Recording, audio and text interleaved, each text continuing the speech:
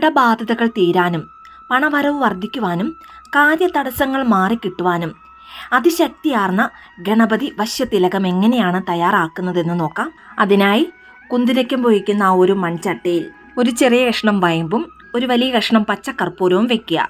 പിന്നീട് 2-3 തുള്ളി നെയ്യ് കൂടി ഇതിലേക്ക് ഒഴിച്ച് കർപ്പൂരം കത്തിക്കുക.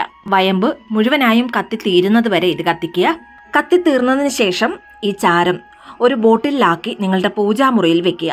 ദിവസവും രാവിലെ കുളിച്ചതിന് ശേഷം ഇതിൽ നിന്നും കുറച്ച് തിലകമെടുത്ത് അതിലേക്ക് 1-2 തുള്ളി വെളിച്ചെണ്ണയും ഒഴിച്ച് നല്ലതുപോലെ ഒരു പേസ്റ്റ് പരുവത്തിൽ ചാലിച്ച് ഈ തിലകം നെറ്റിയിൽ തൊടുക. ഗണപതി ഭഗവാനെ പ്രാർത്ഥിച്ച് നിത്യേന ഈ തിലകം അണിഞ്ഞു നോക്കൂ. ജീവിതത്തിലുണ്ടാകുന്ന എല്ലാ പ്രശ്നങ്ങൾക്കും പരിഹാരമുണ്ടാകുന്നതാണ്.